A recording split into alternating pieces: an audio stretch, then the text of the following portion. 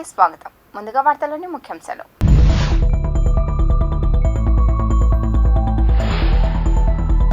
రేపల్లెలో CM Jagan ప్రచార సభ. చంద్రబాబును నమ్మితే మరోసారి మోసపోవడం ఖాయమన్న సీఎం.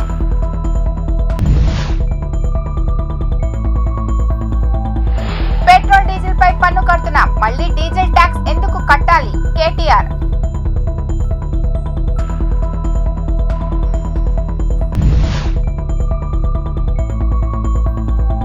1000 కోట్లు అడిగానని రుజువు చేయండి, రాజకీయాలు వదిలేస్తాం. YS Sharmila challenge.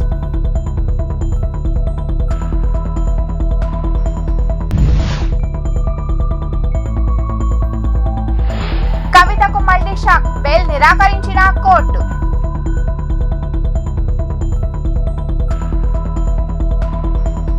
ఎన్నికలు సమీపిస్తుండటంతో సీఎం జగన్మోహన్ రెడ్డి సుడిగాలి పర్యటనలు చేస్తూ ఎన్నికల ప్రచారాన్ని నిర్వహిస్తున్నారు. ఈ క్రమంలోనే బాపట్ల లోక్సభ నియోజకవర్గ పరిధిలోని రేపల్లెలో రోడ్ షోలో పాల్గొన్నారు. రేపల్లెలో ఉన్న అంబేద్కర్ సెంటర్ ఈ రోడ్ షోకు వేదికైంది. ఈ సందర్భంగా జగన్ మాట్లాడుతూ మండు టెండర్ను సైతం లెక్క చేయకుండా తన కోసం తరలి వచ్చిన జనాలకు కృతజ్ఞతలు తెలిపారు. మరో వారం రోజుల్లో జరగబోయే ఎన్నికలు కేవలం ఎమ్మెల్యేలు, ఎంపీలను ఎన్నుకునే ఎన్నికలు మాత్రమే కావాలన్నారు. ఈ ఎన్నికలు రాబోయే 5 ఏళ్లు మీ ఇంటి భవిష్యత్తును నిర్ణయించే ఎన్నికలని తెలిపారు. జగన్ కు ఓటు వేస్తే ఇప్పుడున్న పథకాలు కొనసాగుతాయని, అదే చంద్రబాబుకు ఓటేస్తే పథకాలను ముగింపేనని పేర్కొన్నారు. పేరు చెబితే ఏ పేదవాడికి కూడా ఆ మనిషి వల్ల నాకు మంచి జరిగింది, ఆయన కాలంలో నాకు ఈ స్కీమ్ అందింది అని చెప్పుకునే పరిస్థితే లేని పాలకుడు ఇవాళ చంద్రబాబు నాయుడులో కనిపిస్తా ఉన్నాడు. నేను అడుగుతా ఉన్నా, ఇది చూసినప్పుడే నేను అడుగుతా ఉన్నా, చంద్రబాబు నాయుడు మోసాలు, చంద్రబాబు నాయుడు అబద్ధాలు ఏ స్థాయిలో ఉంటాయి అనంటే ఒక ఉదాహరణగా ఒక పోలిక చెబుతా. మన రాష్ట్రము పంట పొలం అనుకోండి. ఆ పొలాన్ని సాగు చేసే బాధ్యత మీరంతా 5 ఏళ్ల క్రితం జగన్ అనే ఓ రైతుకి ఇచ్చారనుకోండి. ఆ జగననే ఆ రైతు, ఆ జగననే మీ బిడ్డ, జగననే మీ అన్న. ఈ 5 ఏళ్లలో రాష్ట్రమనే ఈ పొలంలో ఈ గడగడా చెప్పిన ఈ స్కీములు, చేసిన మార్పులు, చేసిన సంస్కరణలు, తీసుకువచ్చిన విప్లవాలు, ఇవే విత్తనాలతో వీటినే రేపటి కోసం తెలుగు దినపత్రిక ఆధ్వర్యంలో గుంటూరులోని గీతా రెసిడెన్సీలో చంద్రబాబు ఎక్స్పో అనంత భావజాలకుడు పుస్తక ఆవిష్కరణ ప్రారంభించారు. ఈ కార్యక్రమానికి ముఖ్య అతిథిగా పుస్తక ప్రేరణ కల్పించిన రామన్న వెలమాటి హాజరయ్యారు. ఈ సందర్భంగా ఆయన మాట్లాడుతూ అమరావతి ఫౌండేషన్ వారు ముందుకు వచ్చి ఈ కార్యక్రమాన్ని విజయవంతం చేయడం సంతోషకరమని అన్నారు. చంద్రబాబు నాయుడుతో గత 40 ఏళ్లుగా కలిసి పనిచేస్తున్నాను. మాకు పొలిటీషియన్గా కాదు, ఆఫీస్ పరంగానే మాకు సంబంధాలున్నాయి. అతని ఆలోచన శక్తికి నాలాంటి వాళ్ళు చాలా మంది ఇంప్రెస్ అయ్యారు. ఆయనతో పాటు మేము ప్రయాణం చేశాము. ఆయన చేసిన ప్రతి ఆలోచనలో విజన్ 2020 ఉండేది. విజన్ 2047 అంటే 100 సంవత్సరాలు గుర్తుండే విధంగా ఒక డాక్యుమెంట్ చేశారు. నన్ను ముఖ్య అతిథిగా పిలిచినందుకు అమరావతి ఫౌండేషన్ కృతజ్ఞతలు. ఇది చాలా ముఖ్యమైన కోణం బాబు గారు, చంద్రబాబు నాయుడు గారిది.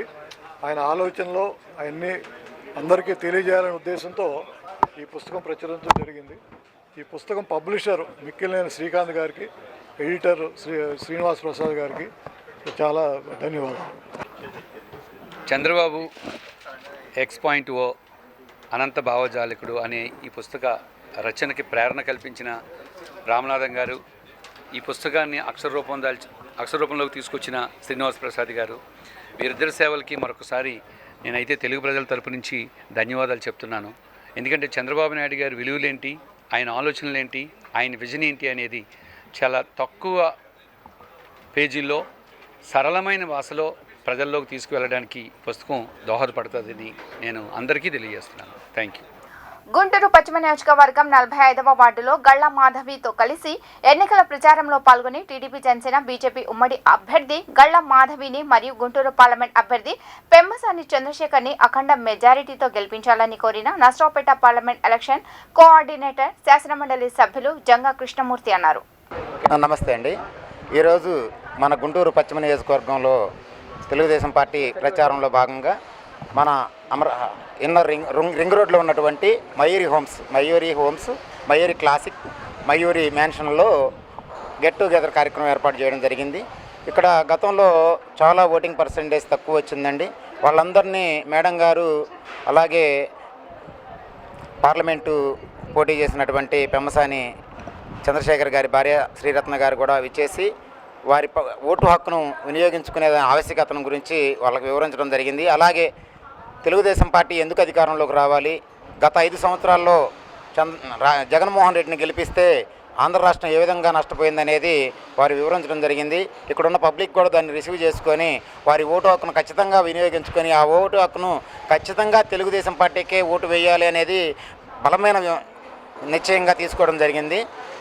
అలాగే ఎక్కడెక్కడ స్టేట్స్లో ఇతర రాష్ట్రాల్లో ఉన్నటువంటి వాళ్ళు కూడా ఖచ్చితంగా ఈ రాష్ట్రంలో జరిగేటువంటి అసెంబ్లీ పార్లమెంట్ ఎలక్షన్లో ఖచ్చితంగా పాల్గొని వారి ఓటు హక్కును వినియోగించుకొని అభివృద్ధికి చిహ్నంగా చెప్పుకునేటువంటి తెలుగుదేశం పార్టీ చంద్రబాబు నాయుడు గారికి ఓట్లేసి ఆయన చంద్రబాబు నాయుడు గారిని ముఖ్యమంత్రిని చేసుకుంటాం ద్వారాగానే మనం రాజధాని లేని రాష్ట్రంగా ఉన్నటువంటి రాష్ట్రాన్ని పునర్నిర్మించుకోవాలి. గత 5 సంవత్సరాల్లో రాష్ట్రం 20 సంవత్సరాలు ఎన్నికపోయింది. పెట్రోల్ డీజిల్ కొనుగోలు చేసేటప్పుడు పన్ను కడుతున్నామని మళ్లీ హైవేపై టోల్ ట్యాక్స్ ఎందుకు కట్టాలని తెలంగాణ మాజీ మంత్రి బీఆర్ఎస్ వర్కింగ్ ప్రెసిడెంట్ కేటీఆర్ ప్రశ్నించారు. వీటిపై ప్రశ్నిస్తే బీజేపీ నేతల వద్ద జవాబు ఉండదని అన్నారు. కరీంనగర్ ఎంపీ అభ్యర్థి వినోద్ కుమార్ కు ఓటేసి గెలిపించాలంటూ సిరిసిల్ల పట్టణ కేంద్రంలో కేటీఆర్ ఎన్నికల ప్రచారం నిర్వహించారు. పట్టణంలోని శాంతినగర్ చౌరస్తా, గాంధీ చౌక్, తెలంగాణ తల్లి చౌరస్తా వద్ద కార్నర్ మీటింగుల్లో ప్రజలను ఉద్దేశించి కేటీఆర్ ప్రసంగించారు. ఈ సందర్భంగా ఒకసారి పెట్రోల్ డీజిల్ పై పన్ను కట్టాక మళ్లీ టోల్ ట్యాక్స్ పేరుతో హైవేలపై దోపిడీ ఏంటని ప్రశ్నించారు. ఆంధ్రప్రదేశ్ ముఖ్యమంత్రి జగన్ను 1000 కోట్లు పని కావాలని తాను అడిగినట్లు నిరూపిస్తే రాజకీయాలు మానేసి వెళ్లిపోతానని వైఎస్ షర్మిల సవాల్ విసిరారు. ఈ మేరకు సోమవారం కడపలో నిర్వహించిన మీడియా సమావేశంలో మాట్లాడుతూ వైసీపీ నేతల తప్పుడు ప్రచారంపై ఏపీ కాంగ్రెస్ చీఫ్ తీవ్రంగా మండిపడ్డారు. జగన్ విసిరే కుక్క బిస్కెట్లకు ఆశపడి తనపై తప్పుడు ఆరోపణలు చేస్తున్నారని ఆమె మండిపడ్డారు.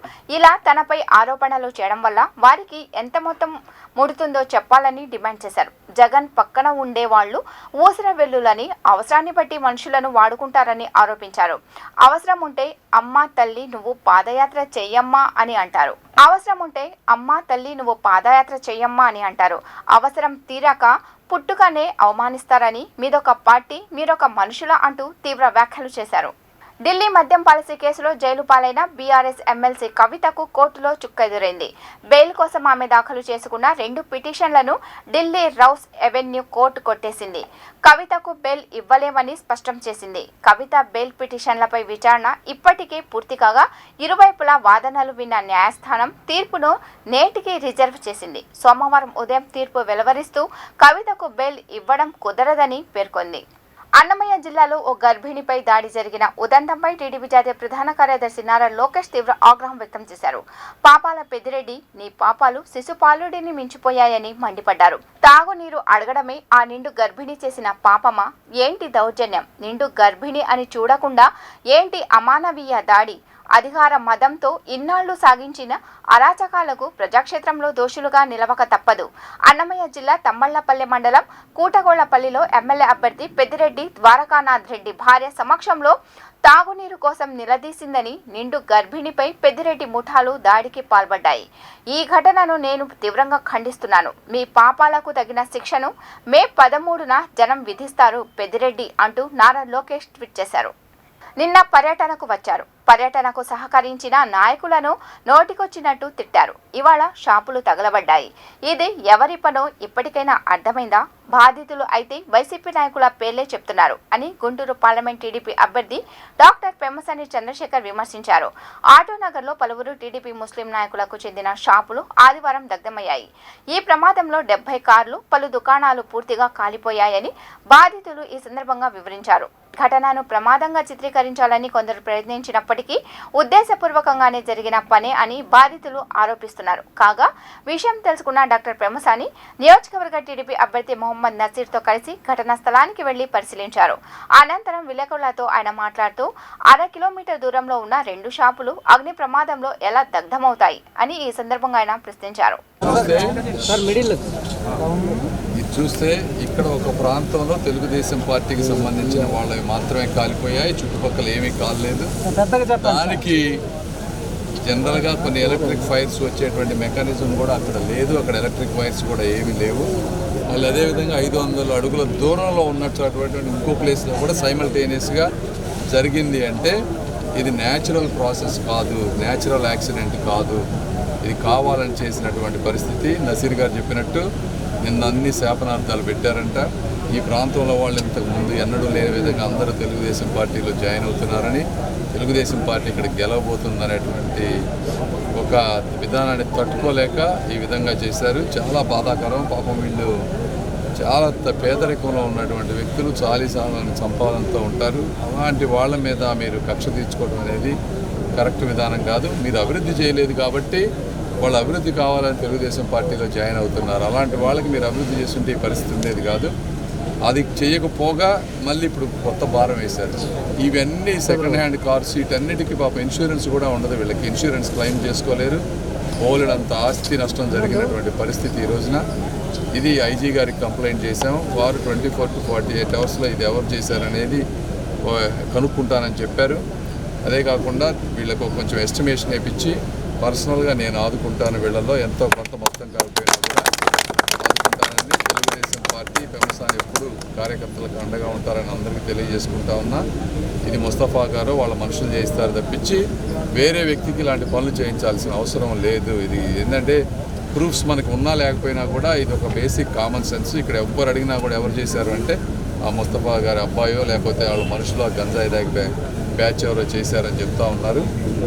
సో ఏదేమైనా కూడా ఇలాంటివి మీరు చేసుకుంటా పోతే ఇంకెంత ఒక 10-15 రోజులు వస్తున్నాయి. ఈ 10-15 రోజుల తర్వాత వీళ్ళందరూ గుండె కోసుకున్న వీళ్ళందరూ తిరగబడి వాళ్ళందరూ కూడా మీ ఇళ్ల మీదకి వచ్చి ఏదైనా నగాయితం చేస్తే మీరు తట్టుకోలేరు. కాబట్టి ఇలాంటి దయచేసి చేయొద్దు.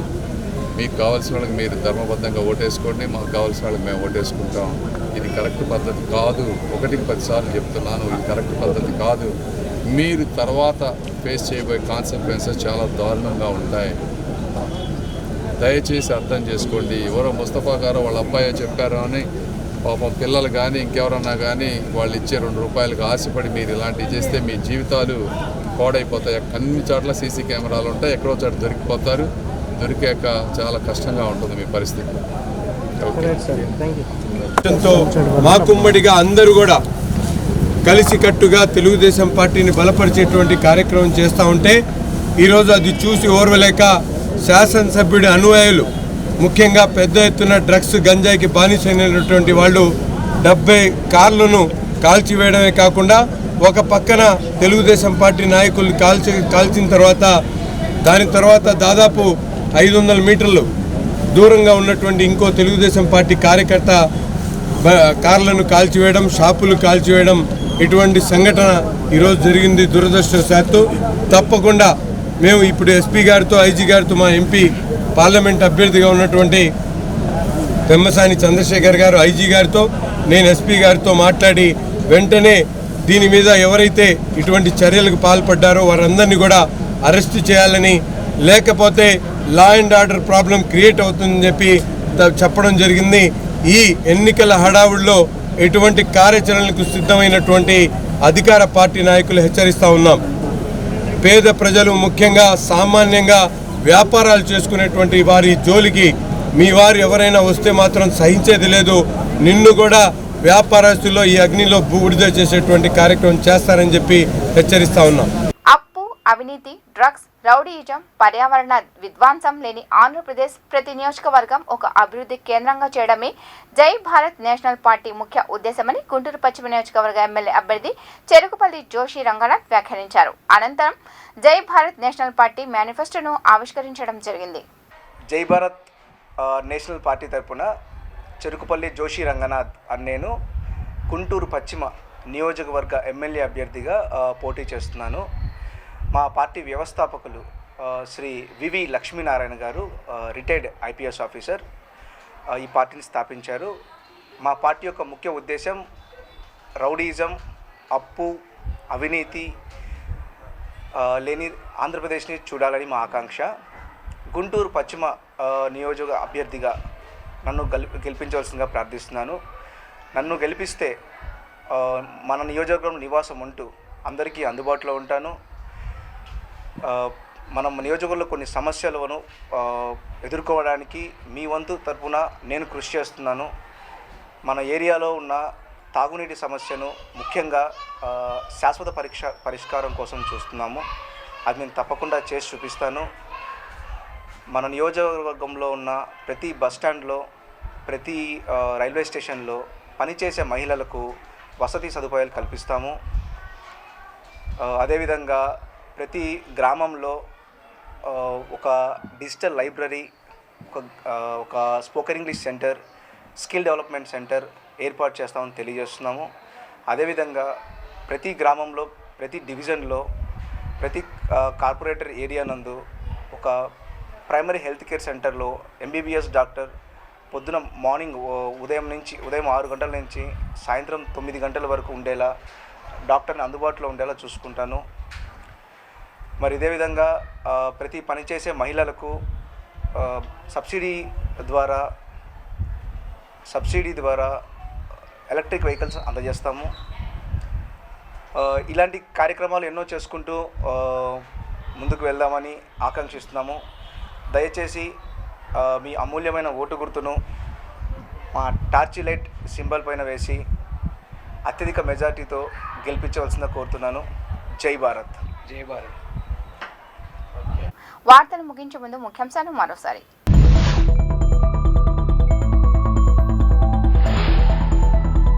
రేపల్లెలో సీఎం జగన్ ప్రచార సభ. చంద్రబాబును నమ్మితే మరోసారి మోసపోవడం ఖాయమన్న సీఎం.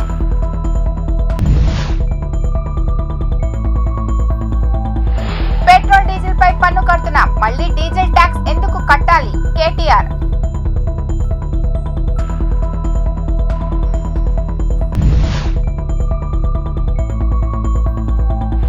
కోట్లు అడిగానని రుజువు చేయండి, రాజకీయాలు వదిలేస్తాం. YS Sharmila challenge.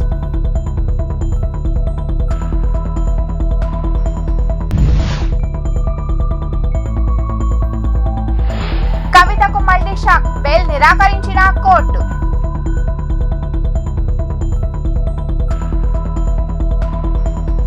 ఈ వార్తలు ఇంతటితో సమాప్తం. నమస్కారం.